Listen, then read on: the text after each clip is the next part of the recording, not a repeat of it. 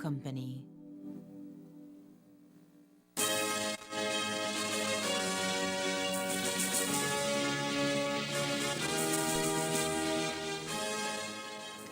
Tonight on CTV3 News, Orange Walk witnessed its first fatal traffic accident for 2024.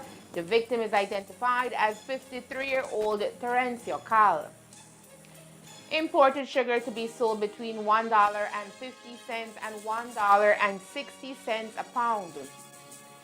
Police officer found dead at the Sartaneja police substation. And primary schools and high schools here in the north benefit from Chromebook distribution project. These are some of the stories we have for you tonight in our newscast for Wednesday, January 10th, 2024.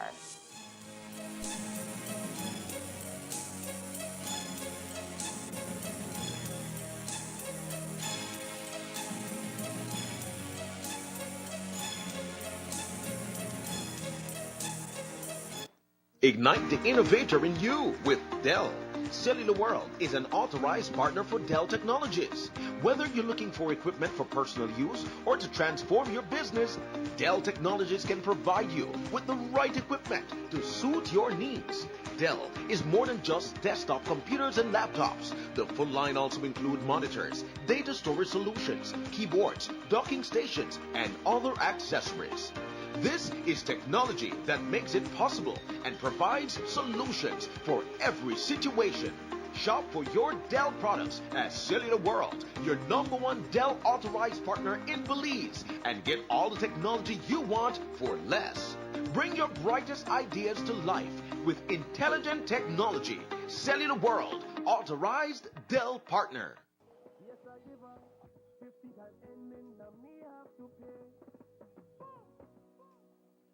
Where you going, bruh? The who they stress you out again, Namule? Boy, I don't believe the fool again. Again? But I mess up this time for real, for real. You really want to know? Yes. I want here. Can't make it a big deal. We Sure. know what that. I know how you going now. Oh, man. You really want to know?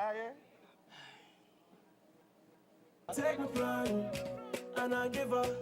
I take my plan and put it in a name. Wait, so tell me something. You still pay for this plan? Yeah. But hear this. This plan, I can't leave this plan. Smart Belize. This plan, I can't leave this plan, yeah. This plan, I can't leave this plan. Postpaid plan. This plan, I can't leave this plan. Smart Belize, it's unlimited data. Smart Choice plan can light up your day. Postpaid with eSIM, make everything better. Just visit Smart Showrooms today. I can't leave this plan. I can't leave this plan. I can't leave this plan. I can't leave this plan. Affordable for everyone. I can't leave this plan. The postpaid plan, cause the data really strong. Mancala, you know why? Listen, hey, for the best post and prepaid. You know that smart catch, man. My bad. Wrong commercial. She could left me for another man. The truth, once I have my plan, once I have my Smart Plus plan, I no worry cause the data strong. I know when the bleed, cause that's all I need. And you could tell me where you are, but I know I left this plan. Smart have the best services. We post your plan have everything. So you could talk and text unlimited. Come set up your group. We got share plan 1 and 2. Up to 10 friends can connect anywhere. Boom! I can't leave this plan. I can't leave this plan. The postpaid plan, cause the data really strong. Don't dig it down, don't dig it down, don't dig it down. Smart Belize. Don't dig it down, don't dig it down, don't dig it down, don't dig it down, don't dig it down, don't dig it down, don't dig it down, don't dig it. Smart, bringing people together.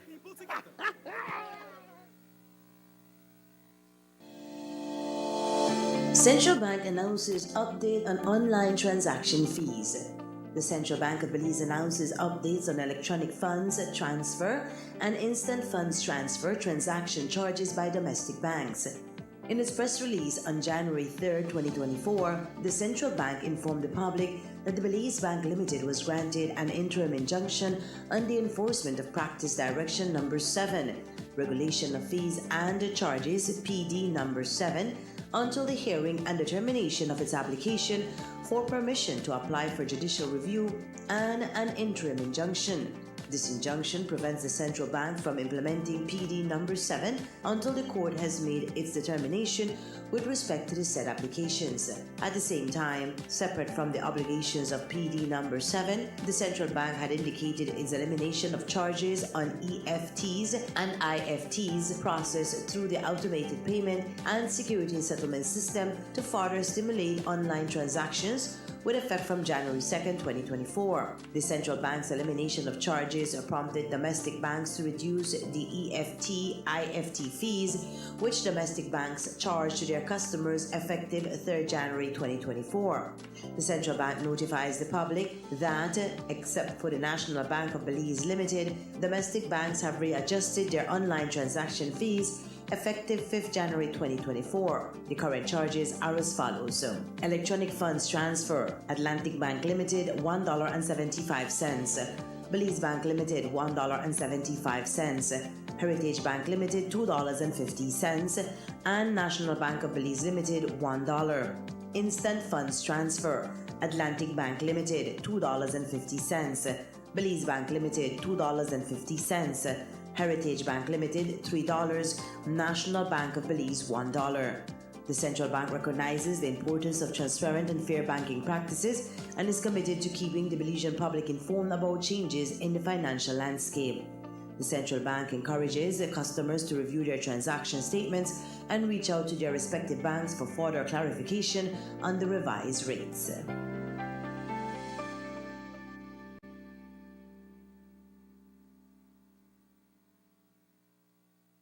In the interests of the very important sugar industry, the government of Belize, for several months, decided to get involved to try to resolve the differences between the BSCFA and BSI. There were three main issues that plagued the signing of a new agreement. First was the time frame for the agreement. Second was fair trade premiums.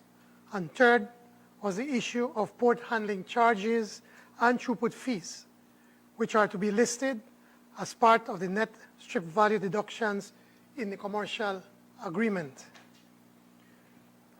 On Thursday, January 4th, the government managed to broker a deal between both BSCFA and BSI. As part of the agreement, Mr. Hugh O'Brien, a highly regarded agriculturist and former CEO in the Ministry of Agriculture, will undertake an investigation of the current stevedoring and throughput fees through the port of Big Creek and make a comparison with the fees previously charged for the transporting sugar through Belize City Port. This assessment was to take 3 months. As with any agreement, the devil was in the details.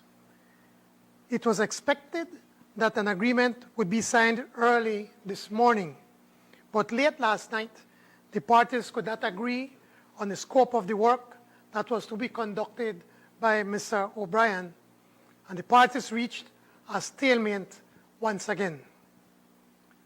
After the deadlock could not be brokered by 2 p.m. today, I sanctioned both parties and their lawyers to sit in a room and not to leave until we have an agreement. Now we have an agreement. I'm happy to announce that the SAFRA, as we know the sugar cane season, can now commence normally with all sugarcane farmers associations delivering and the mill processing at optimum. I thank all the stakeholders involved and all those that contributed to making this compromise a reality. I extend the government's gratitude to BSCFA, ASR BSI, the Cabinet Subcommittee, the PUP Northern Caucus, the team of the Ministry of Agriculture, and all Belizeans, especially those who were inconvenienced during this period of negotiation. Today, we celebrate that we are a people that can compromise for the greater good.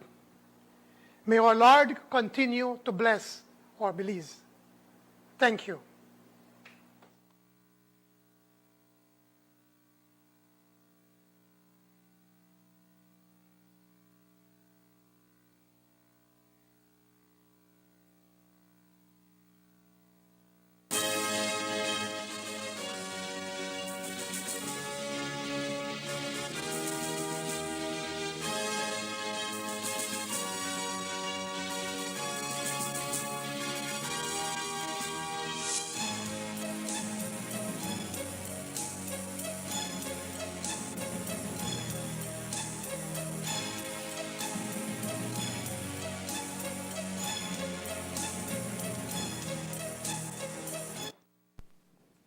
Good evening. With your news, also simulcast on Fiesta FM 106.7. I am Joanna Rodriguez. Orange Walk recorded its first fatal traffic accident for 2024 this afternoon. The victim has been identified as 53-year-old Terencio Cal of San Jose Palmar in Orange Walk. The accident occurred at the entrance of August Pine Ridge Village at about 3 p.m. When police arrived at the scene, they observed Cal lying in the middle of the road, apparently dead. On the left side of the pavement, police observed a white pickup truck with extensive damages to its top portion, front windshield, and pan. Reports indicate that Cal was traveling alone towards Orange Walk when, upon arriving at the entrance of August Pine Ridge, he lost control of the vehicle and overturned several times.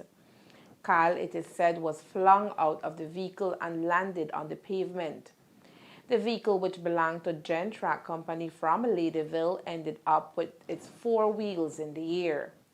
Cal's body was transported to the Northern Regional Hospital, where he was pronounced dead on arrival.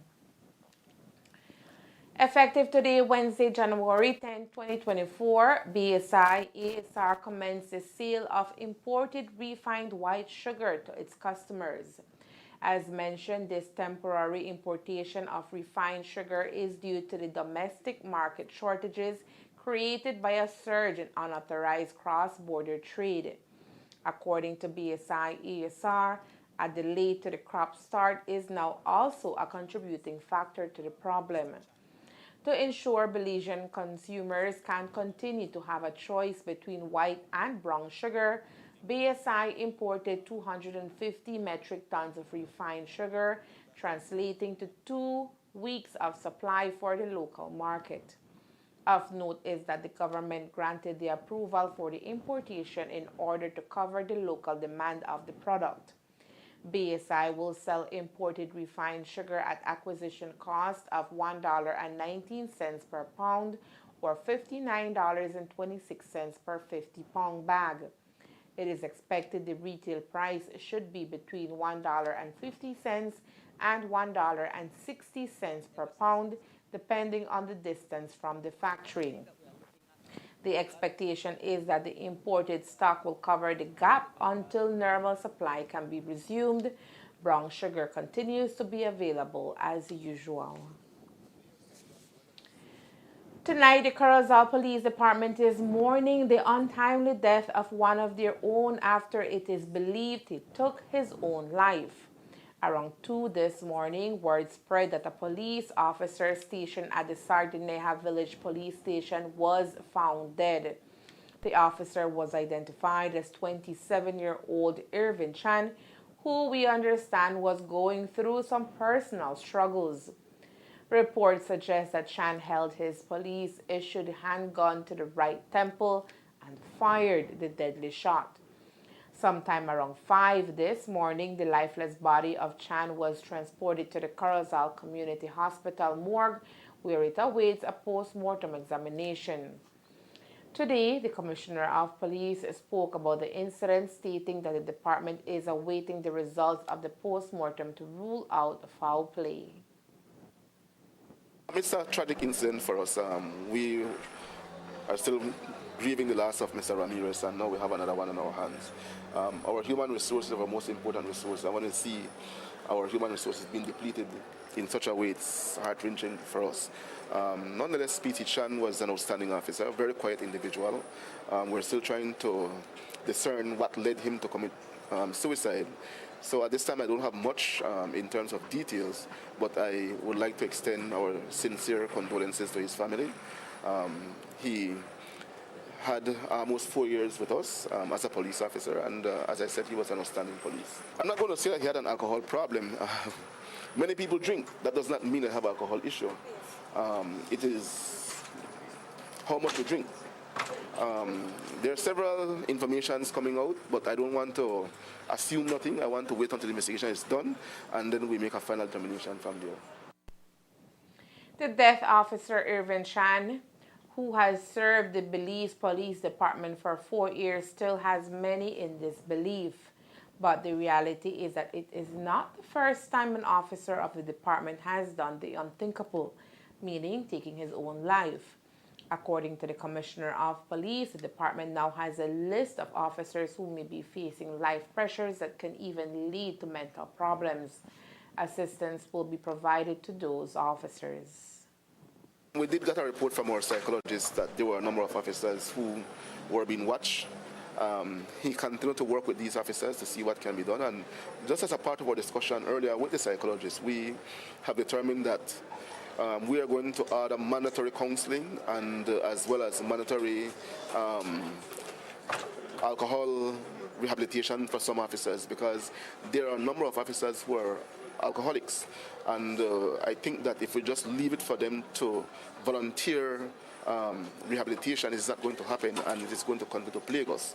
So we'll be looking at it from a legal standpoint. The Police Act do give the Commissioner the power to order mandatory counseling or rehabilitation for those officers.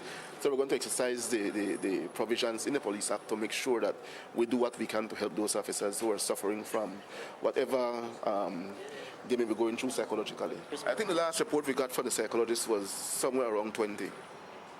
And there may be more. There is more evaluation to be done. And so he has been tasked to go around the country and meet with officers. The commanding officers have also been told to keep a closer eyes on their followers to see if there's any unusual behavior on their part that they may believe we may need to address from an administrative standpoint. And Minister of Home Affairs agrees that programs need to be implemented to aid officers. The unfortunate incident with Mr. Chan this morning, PC Chan in Sarteneja, certainly brings to the fore something that I value immensely, and that is the welfare of our police officers. And so, strategizing forward, yes, we have to come up with strategies to fight crime, but we also have to come up with strategies to make sure that our officers are happy, to make sure that they are satisfied in the work that they're doing, because at the end of the day, they are all human beings, and we oftentimes forget that they are human beings, and they suffer the same types of issues that we all do in terms of physical ailments, in terms of stress. It's a very high stress job, and so that is going to be a particular focus for our ministry in the upcoming budget, is the welfare of our officers. The entire north of the country rejoiced on Monday night as the farmers of the BSAFE and the BSI-ESR reached a mutual agreement after several days of intense negotiations over the signing of a commercial agreement. Since late December, failed negotiations created a volatile atmosphere in the north as farmers from the BSAFE maintained a vigil for several days, which resulted in blockades along the road and tensions between cane farmers and the government. Even before intensified negotiations got underway at the start of the crop season on December 28, there had been months of silent negotiations happening with intervention of the Sub-Ministerial Committee led by Honorable Karim Musa. The results, which were seen on Monday night, according to Minister Musa, could not have been possible without the intervention of the Prime Minister and his decision to bring both parties to the table for a face-to-face interaction. As you know, there was the ministerial subcommittee that the Prime Minister assigned to this particular negotiation. We've been in that process for months with the different sides.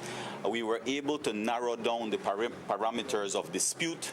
We were able to work out certain kinks, but at the end of the day, I think the intervention by the Prime Minister became necessary. And eventually, despite all the bad blood and tension and mistrust, it became necessary for a face-to-face meeting. And so while it is that the parties might not have wanted to meet face-to-face, I think the Prime Minister's decision to have them meet face-to-face was absolutely critical, and it came at the 11th hour, but absolutely the matter was resolved amicably, and at least for now, everybody seems to be happy. How is it that this type of intervention to meet face-to-face didn't happen long before the season started? Like I mentioned, there is a lot of mistrust, Courtney, and so it was just working with the parties, massaging out the differences, getting them to that table eventually. It had to happen, you know. We told them that. It had to happen, that it would be a face-to-face meeting, but there's a lot of bad blood there. It's been decades of bad blood that has been building, and I think seeing the parties in a room together and seeing how we were able to just work out the terminologies. I think that's what it came down to, because there's nothing new in terms of what was sorted out or arranged last week to what took place on Monday night. I think everything was already there. It was just to iron out the details. And at the end of the day, I think both sides realized that benefit. And moving forward, hopefully we can have that type of engagement between the parties. And while the Philip Golson Highway was blocked on several occasions by frustrated farmers, reachable agreement, members of the police department maintained peace throughout the days of protest action. This, according to Minister of Police Karim Musa, is not an easy feat and must be commended. And I think we even got the respect and appreciation of the farmers, in particular the BSCFA, in the way that police officers handled the situation out there. It is no coincidence, Courtney, again, one of the hallmarks of coming into office has been for us the reduction in the number of complaints against police officers, rogue police officers, abusive police officers. You can see a stark difference between 2023 and 2019 in terms of the number of reports against police officers, and that comes down to the very no tolerance approach that we have taken since 2020. And again, that was reflected out there. We did not have any major road blockages. I think there were some instances, but again, the police were able to peacefully, quietly, amicably have the protesters come off of the highway, and I think they handled it extremely professionally, and I want to congratulate them for that. And while the sugar impasse has seemingly been resolved for now, there are some who have called for the nationalization of the industry to deter any similar situation in the future. Minister Musa, however, says he is not in support of that route in any way. I don't think that that is something that at this time is up for discussion. It has not made its way to cabinet as any sort of formal approach to handling the situation. I think the government and the people are appreciative of the massive investment that ASR has made, but at the same time we have to ensure that it is a fair deal, and that is the role that government plays, to ensure that the farmers who are a part of this marriage are satisfied with the deal that they are making with the mill, because at the end of the day, both sides need each other. The mill needs the farmers and the farmers need the mill, and so it is to ensure that everybody feels that they are getting a very fair deal. The Orange Walk Town Council, under the leadership of Mayor Ladrick Shepherd, is close to completing its second term in office, as municipal elections are slated to take place in March of this year. As elections near, the Orange Walk Town Council is almost at its goal of having 75 streets paved across Orange Walk Town. Today, the council has seen the upgrade of 63 streets, with additional streets also in the pipelines scheduled for paving.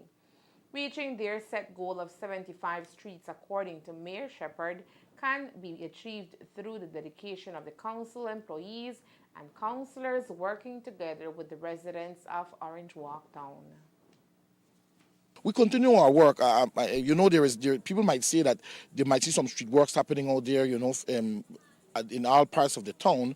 These were planned work from the get-go, but we managed to get the contractors to come in because there is a lot of work happening in the country of Belize. So these contractors had to come in and make sure, and we ourselves we will be doing some more manual paving for these streets. And I can tell those people that are waiting for their street to become, all I'm asking is be a little patient, give us a chance so that we can reach your spot. I'm quite sure that as mayor and this council, or the regional town council, we'll be getting most of these streets paved. So many are just getting paved. We're talking about Moho Street, Bliss Drive, we're talking about Independence Street. You know, no, Antigua is being paved manually right now. So my team, we're heading out there right now to see what these guys are doing. Because we're doing Antigua, we'll be doing Santa Ana Street, we'll be doing Muffle Street, some of these streets that were left there on the street, you know. So I must say that I must thank my team for being there. We're heading into 3 years of constant work, and I've tasked them to do more and more and more, and these workers have given me more. So I must thank them on behalf of the Orange Town Council and the residents for understanding. Like I said, I mentioned earlier, we might not be reaching your street, but give us a chance and that vote of confidence. We will making sure that we get your street paved. Coming up next, phase 2 of the Chromebook distribution project launched in the north. Stay tuned. In the interest of the very important sugar industry, the government of Belize, for several months, decided to get involved to try to resolve the differences between the BSCFA and BSI. There were 3 main issues that plagued the signing of a new agreement. First was the time frame for the agreement. Second was fair trade premiums. And third was the issue of port handling charges and throughput fees, which are to be listed as part of the net strip value deductions in the commercial agreement. On Thursday, January 4th, the government managed to broker a deal between both BSCFA and BSI. As part of the agreement, Mr. Hugh O'Brien, a highly regarded agriculturist and former CEO in the Ministry of Agriculture, will undertake an investigation of the current stevedoring and throughput fees through the port of Big Creek and make a comparison with the fees previously charged for the transporting sugar through Belize City Port. This assessment was to take 3 months. As with any agreement, the devil was in the details. It was expected that an agreement would be signed early this morning, but late last night, the parties could not agree on the scope of the work that was to be conducted by Mr. O'Brien, and the parties reached a stalemate once again. After the deadlock could not be brokered by 2 p.m. today, I sanctioned both parties and their lawyers to sit in a room and not to leave until we have an agreement. Now we have an agreement. I'm happy to announce that the SAFRA, as we know the sugar cane season, can now commence normally with all sugarcane farmers associations delivering and the mill processing at optimum. I thank all the stakeholders involved and all those that contributed to making this compromise a reality. I extend the government's gratitude to BSCFA, ASR BSI, the Cabinet Subcommittee, the PUP Northern Caucus, the team of the Ministry of Agriculture, and all Belizeans, especially those who were inconvenienced during this period of negotiation.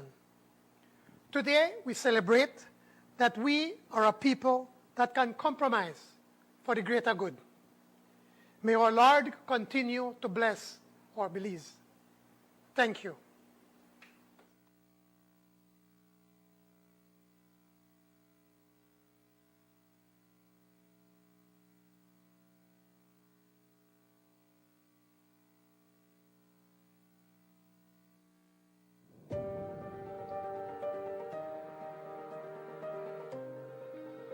El estancamiento de la industria azucarera ha llegado a su fin y se ha firmado un acuerdo entre los productores de caña y los molineros BSI-ASR. Han sido tiempos difíciles para todos los implicados, con repercusiones para todos nosotros y para la nación. Pero como gobierno responsable, hemos afrontado este reto como todos los demás, con respeto, serenidad y determinación. Siempre hemos confiado en nuestro pueblo, entendiendo que todo lo que queremos, cualquiera de nosotros, es simplemente una vida mejor para nuestras familias y el desarrollo de nuestro querido Belice. Se trata de un acuerdo forjado a través de un diálogo pacífico y constructivo, y nuestro primer ministro y su equipo están agradecidos a todos los implicados, a nuestros agricultores de caña que lucharon por sus derechos, a BSI-ASR que comprendieron que todos estamos juntos en esto, y a todos los que participaron para llegar a este punto.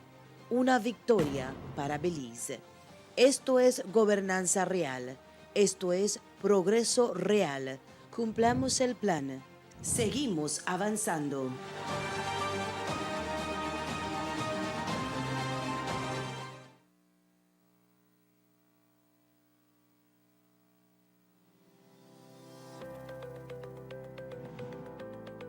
Are you out of cash and need some extra money quick? Then worry no more. At Monica's Quick Cash, you can pawn your vehicle for fast money and still drive away freely.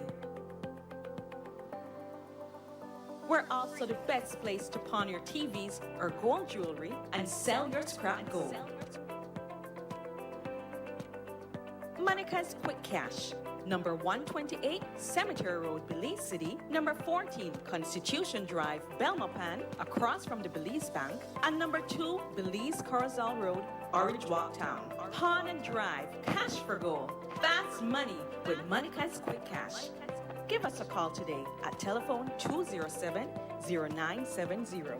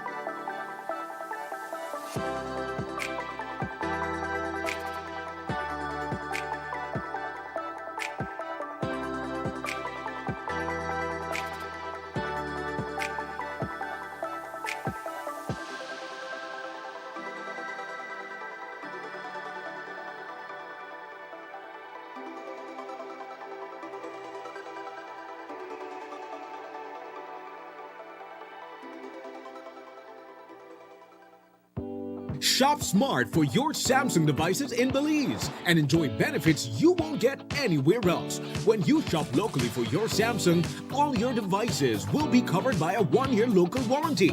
You won't get that when shopping with the other guys. When in doubt, always look for the Cellular World seal to know you're getting the real deal.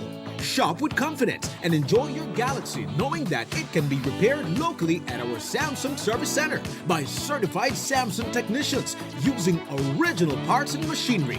Even better, enjoy the best LTE experience in Belize, knowing that your Samsung devices are compatible with major local carrier networks. Get the ultimate Samsung Galaxy experience only when you shop from authorized Samsung resellers nationwide. I'm connected. Yo. I'm connected. We're connected. Create the perfect broadband bundle that fits your style with Smart Connect. With the Junior Bundle, get 50% off your national calls and up to 6 gigabytes of data at no extra cost. Get postpaid added for an additional cost of only $25 with the Prime Bundle. Stay connected with unlimited smart-to-smart calls plus 6,300 megabytes of data and free international minutes. For the family, pay $28.13 more and get the Binge Watchers bundle with Netflix. This bundle gives you 4 profiles with unlimited streaming on multiple devices. Visit a showroom near you to sign up and personalize your own bundle combination with Smart Connect. Smart, bringing people together. This morning, the Ministry of Education, Culture, Science and Technology was in Orange Walk Town for Phase 2 of the Chromebook distribution project, where 6 primary schools across the town received devices for their students. These devices are part of a donation from the Republic of China, Taiwan, earlier this year, following the state visit to our country by Taiwanese President Dr. Tsai Ing-wen. Primary and secondary schools countrywide are benefiting from this donation, for which 15% of student population, standard 4 to 4th form of the selected schools, are the recipients. Phase 2 of the project here in the Orange Walk district included 6 primary schools, namely Chapel School, New Life Presbyterian, St. Peter's, San Francisco RC, Louisiana Government School, and Solomon's SDA Primary School. A total of 113 devices were handed over among the 6 selected schools, which represents 15% of each school's upper division, including Standard 4, 5, and 6. Donating this is a big thing for us, and then for Prime Minister Briceño and the cabinet to decide that they will hand it over to the Ministry of Education, making education a priority, right? In our Belize education sector plan, we do have that every student from standards 4 through fourth form will receive a device. So this is us starting on that, right? I mean, there has been other initiatives that's been ongoing, but this like puts a huge leap to that, right? So we're so grateful. For the percentages, we looked at 15% enrollment for standards 4 through 6 for the primary schools, and then for the high schools, we looked at the complete enrollment and 15% of the total enrollment for forms 1 to 4. We're just handing it over. We've tagged the serial number so we know which ones are going to which schools. The lists are being sent to the principals. They tell us which students are receiving it, just so that we have a log. So next time we know which students already received and who else can receive, right? And we're just stressing that, this is something to be used for their educational journey, and that a responsibility comes along with it. So we just hope that they take care of it and they use it to the best. Area Representative for Orange Walk East, Honorable Kevin Bernard, was present during today's handing over, which he says represents the commitment of the Briceño administration in moving education forward across the country. As the area representative, it's a great feeling to see schools in the area also benefiting from these very important devices. It goes a long way. As I mentioned in my short message, is that as a commitment of this government and through the Ministry of Education in addressing and bridging that digital divide that exists in our country, we want to ensure that our education system also take advantage of technology and offering these devices to our young children. We would have hoped, we could have loved to give out to every child in this country, but there's a commitment by the Ministry of Education to ensure that devices are given from standard 4 up to, I think, high school. And so throughout the country. This is a donation that was granted to us by the government of Taiwan at the last president visit to the Prime Minister, a commitment she made to the Prime Minister, and so those devices, 5,000 of them have been handed over to the Ministry of Education, who is now distributing them equitably across the schools in the country, over 600 schools I'm told. So, but my presence here is merely to show the support and at the same time to encourage the young children who are benefiting from these devices, to take care of them, to utilize these devices to their advantage, but for educational purposes, to ensure that they learn more and develop their skills, and to also help them to be able to become better citizens in this country.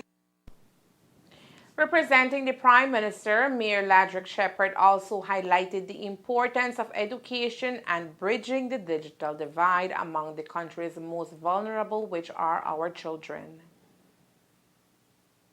If the Prime Minister was here standing, this is what we have told him. some of you remember we go to school. Some of you will be receiving this tablet from school. You are prepare yourself to high school, then sixth form, then university. So it's a privilege for those who will be receiving this one to make sure they take care of it. First of all, take this word is big. Take care of it, because at the end of the day, this might catapult you to reach to your goal and one day get a job. And I even tasked myself by telling them if I won't be mayor by then, but if one of them come back and say, like Mr. Shepherd, I still have the tablet and I've finished university, I've tasked them to give them a prize. So this even that encouraging the kids to make sure they take care of these tablets. 10 additional schools are expected to receive Chromebooks in the coming days as part of Phase 2 of the project here in the Orange Walk District. Phase 1 of the project included the distribution of over 300 devices back in November of last year. While it may have gone under the radar on Friday, the High Court of Belize handed down a very important decision that will be decisive for Everaldo Oak and 33 other cane farmers who were expelled from the Corozal Sugarcane Producers Association in 2019.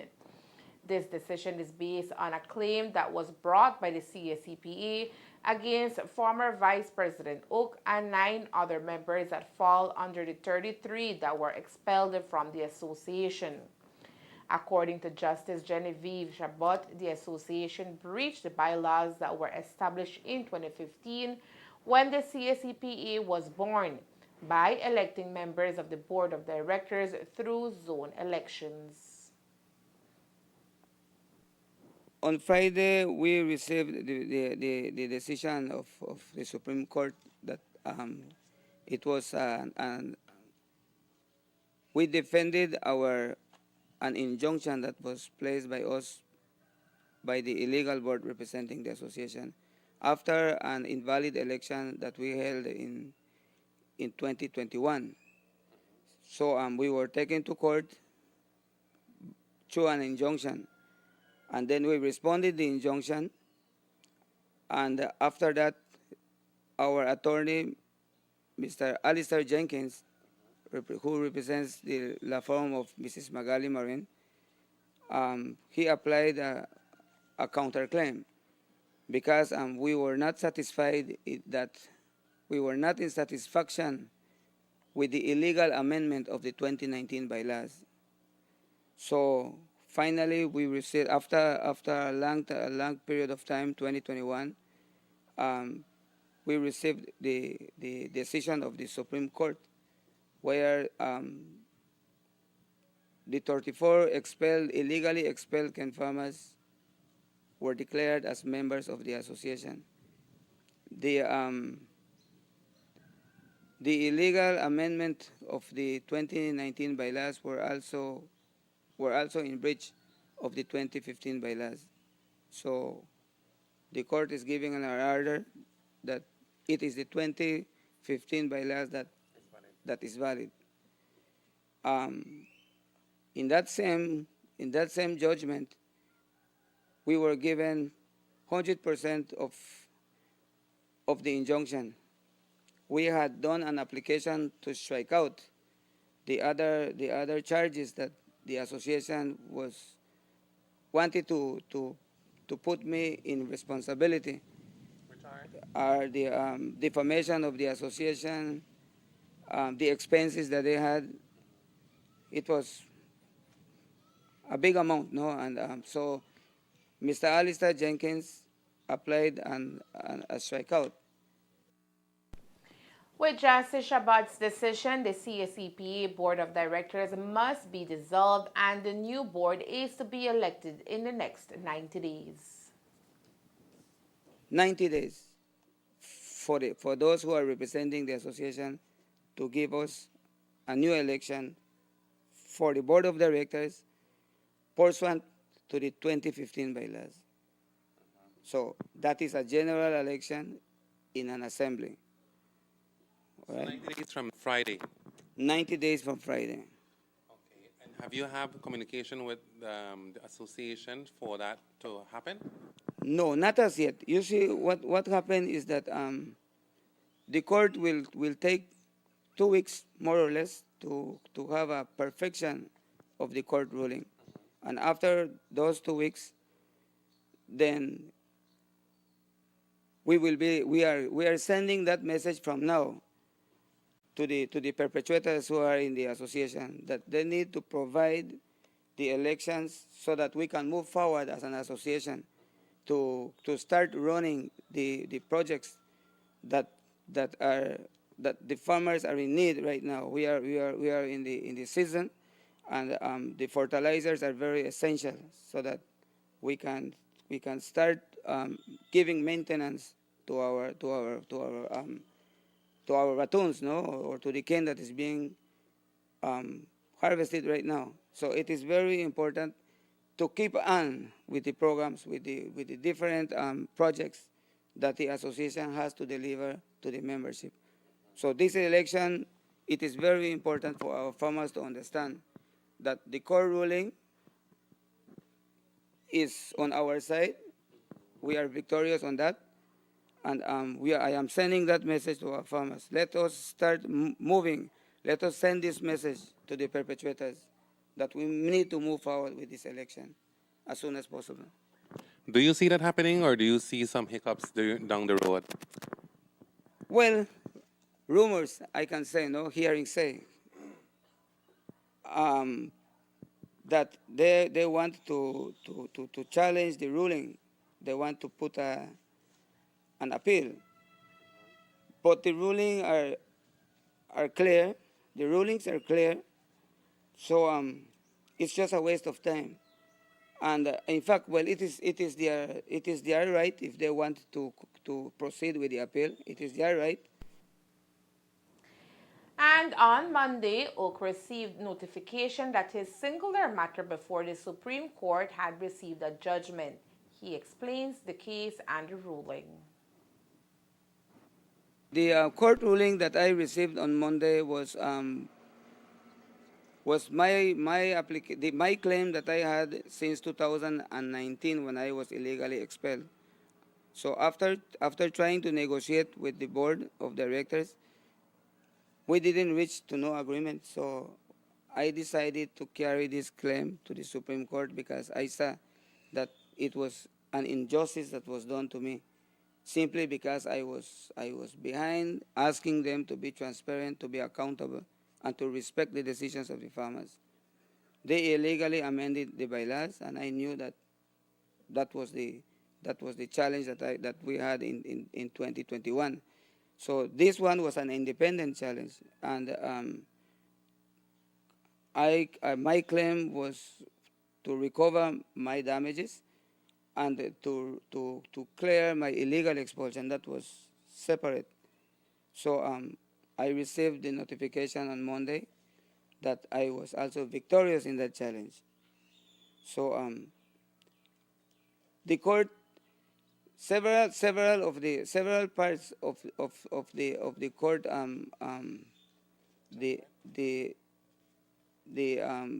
several parts of what was the court decision was also linked up, tied up to the 2021 because it was similar. So the court decided that because of the illegal 2019 bylaws that the 2021 declared that it was illegal, invalid, then that decision came out afterwards. So it was a tied issue. It was a tied claim, no. So both judges came out with that resolution because the 2019 bylaws were invalid. So there was no reason for expelling any Ken farmer. That was against our constitution, our rights.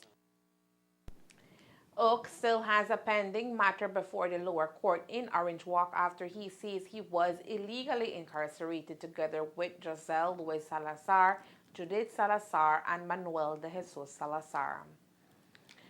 Earlier this week, we told you about concerns being raised by residents of Tower Hill Village over the water supply, which has been an issue for several years.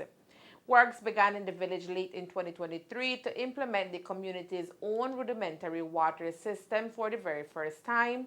However, residents were concerned about the time it is taking for the project to be completed. As the main contributor behind the ongoing project, area representative for Orange Walk East, Honorable Kevin Bernard, gave us an update on the project, calling on residents to allow the process time needed to be completed. Ever since the inception of Tower Hill, since that became a village, Tower Hill Village had been depending on Carmelita water system. The problem that exists with now is that both Carmelita and Tower Hill depend on that one water system. Carmelita has grown, expanding, and so they themselves have issues with water. Not as bad as Tower Hill, because Tower Hill, for many days, sometimes the water fluctuates terribly, and there are times or hours that they are without water. And so I saw it very important when speaking with the chairman as well. We met with the Ministry of Rural Transformation. I made a commitment and I said, let's get this project done. So when I approached the minister, he willingly responded and said, let's get it done. I said to him, well, I'll use funds from my community development fund. Let us utilize some of that fund and the ministry assist with. So we invested thousands of dollars in this project. We now see where they have built the base. The water tank has been, but in the interim, the ministry did provide water tank, which they are constantly supplying water. But what we are doing now is to ensure that Tower Hill has its own rudimentary system.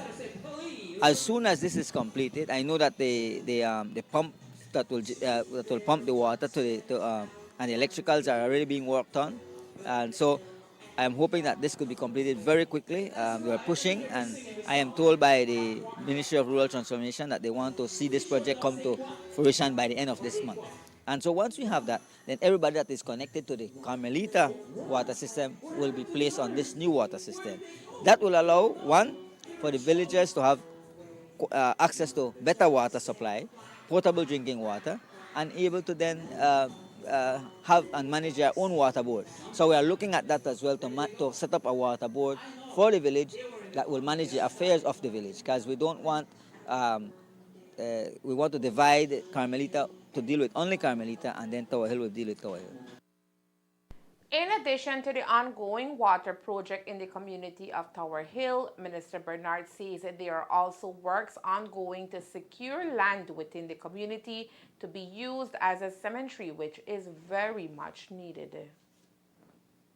Another thing that we are looking at, and we're lobbying to see where we can get access to land so that we could build a cemetery for Tower Hill. There have always been the issue of concern that if somebody dies within the village, they either have to go and beg in Champion Ridge for a space at their cemetery or in Carmelita, and sometimes it becomes a bit problematic.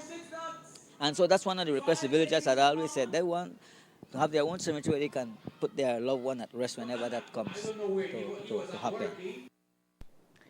Road infrastructure is also a big issue in the area, which Minister Bernard says is also in the pipelines to see some works as the Guinea Grass Road Upliftment Project is soon to begin. To pave the Guinea Grass Road, and if I'm not mistaken, that road may come in 2 or 3 phases, but they will start in Guinea Grass and then make it way down to the highway. At some point, this government will ensure that that road is also paved. That's a commitment that we are making. Now, can all this happen overnight? No. It takes time, it takes resources, it takes planning. And so we want the Tower Hill residents to understand that we are working arduously to ensure that this can be done. I know another concern that was raised was the issue of the garbage collections in the village. While I was there in the Christmas time to give out goodies to the children, I had a brief word with the chairman of the village. And his challenge was that the truck that was being used to pick up the garbage had gone down. So I myself offered my support. I said, listen, we're going to do something. We have to work on a schedule once a month at least. We get a truck, get in the village and set up a garbage schedule. I will assist the village to finance some of that cost until they can find an alternative solution. It's always a challenge in rural communities when there's no or limited resources. And so Tower Hill is a small village, a small population, no real income generating from the village other than 1 or 2 liquor license fees. And so it's difficult for residents to make demands on the village council to that extreme that, and so it makes you wonder for years and years, donkey years as I will say, that since Tower Hill was there, they did not put pressure on the UDP because it was a UDP council for years. Now that we have an able council that is working, is trying to make something, a difference, working together with myself as a representative, and we are putting the resources where it needs to go. Water is most important for now, so we're going one step at a time. According to statistics from the Belize Police Department, 2023 has seen a significant reduction in murder and other major crimes in Belize. The department confirms at least a 20% reduction in murders compared to other years. It is a very important milestone for the Briseno administration since this has not been the police report card since 2006. While the department is not perfect, the challenges it faced in 2023 led to improvement. We are looking at our report card for 2023. It was certainly a good year for us in terms of our crime fighting strategy. While when you look at the overall comprehensive figure for 2023 and 2022, we were dead even in terms of major crimes reported to the police. When we look at the major crimes where court actions were reported, as opposed to court actions were not requested, we have a slight increase compared to 2022. But the most important thing, or the most important achievement for 2023 was reduction in murder, where our figure for 23 was 87 as opposed to 113 for 2022.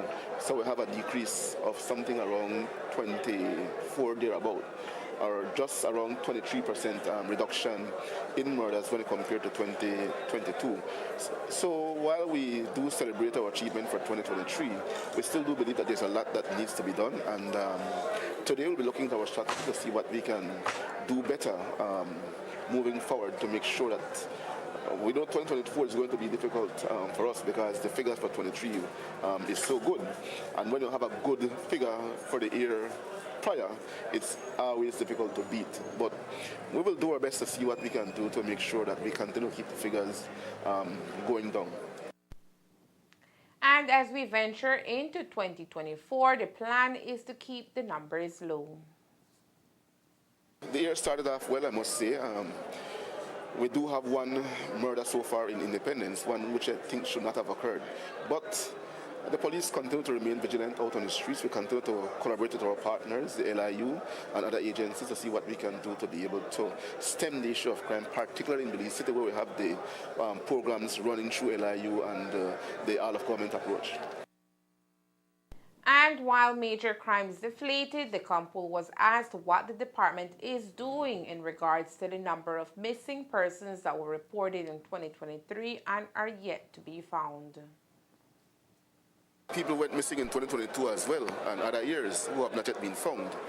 So we cannot just look at those figures now and try to equate it to the murder count. We cannot say if they're dead or alive, and we cannot add figures to our murder count to say someone is dead when we have no proof of those persons being dead.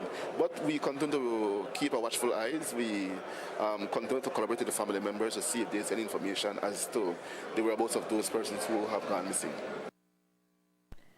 While the annual ComStat meeting is all about numbers, for the Minister of Home Affairs, Kareem Musa, it's about keeping the department in check.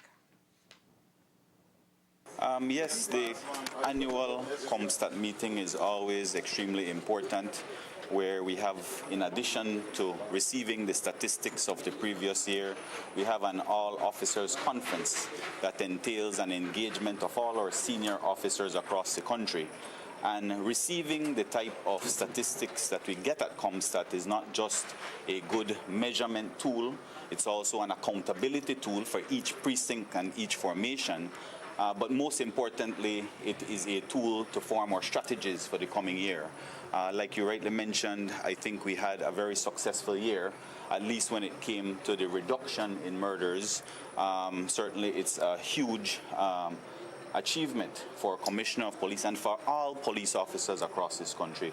And I take this opportunity to thank them, as well as all our partners, like LIU, like the business community, all of those partners that are truly engaged with us in our fight against crime. I think what we are learning from the statistics this year is that property crimes, in particular burglaries and robberies, are areas that we need to focus on. And I think that this is where each and every one of us plays a pivotal role in the fight against crime, because as neighborhood watch groups are now growing in popularity, that is where we see a lot of the success, because police officers cannot be everywhere all at once. We know that. And so we need the law-abiding citizens, which makes up 390-something thousand of us that can come together and form neighborhood watch groups within our area to report on any suspicious activity to the police officers. I know that in my particular constituency, we have seen great success with the Kings Park Knights and the Kings Park Neighborhood Watch Group on a whole. Courtney is smiling there, but very successful because you see the relationship building between community and officers, and the police have a responsibility to look at those blogs and to respond, because if you do not respond, that is where that relationship breaks down. And so we need to work hand in hand, police and community, and I can promise you that those property crimes would go down if we have greater participation of members of the public. In 2019, after serving the Belize Police Department for 27 years, Chester Williams was selected to serve in the capacity of Commissioner of Police. Fast forward to today, Williams has now reached his 5 years of service, serving as Compole after succeeding his predecessor, Alan Wiley. One of the many good traits of the Compole we can outline is that after taking command of the police department, he has been by far the most accessible commissioner, not only to the public, but also to the media. Today, the Compole was asked to outline some of the change he has brought to the department so far.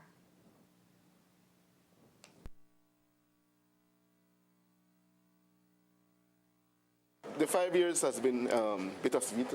We have had some very good times. I always try my best to see what I can do to improve the police department, and more so to make the citizens of this country safe. I have many sleepless nights, I can tell you for sure. But when we get the results that we are getting now, the sleepless nights were worth the while. As a department, we are committed, and I must thank my commanders, because it's not just me. My commanders on the grounds in respective regions also play a very important role in making sure that we achieve our objectives.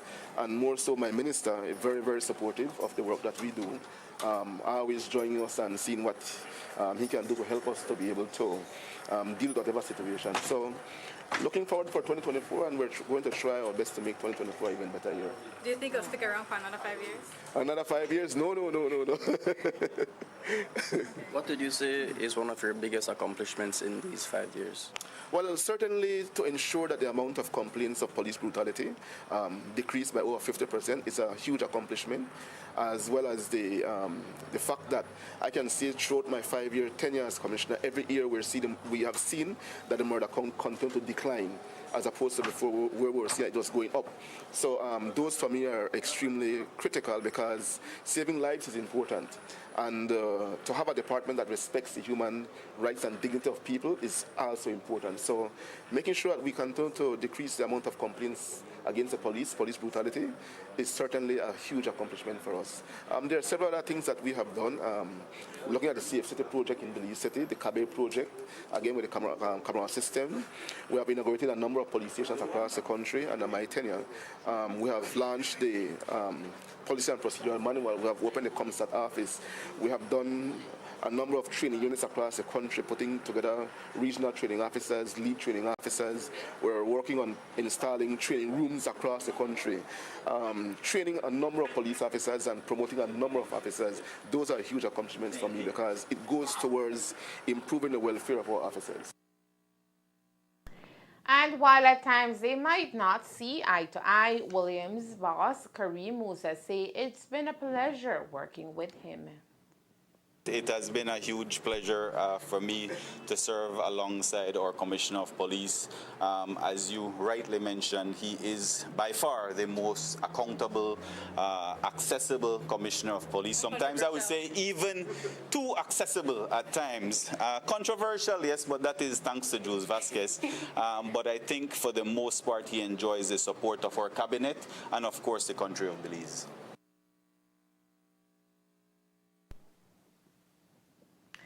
And that's the news. We invite you to join us for another newscast on Thursday, January 11th here on CTV3 and Fiesta FM 106.7.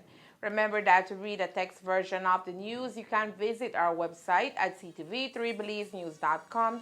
You can also log on to our Facebook page for current stories at facebook.com/CTV3BelizeNews or our YouTube channel at CTV3 News BV.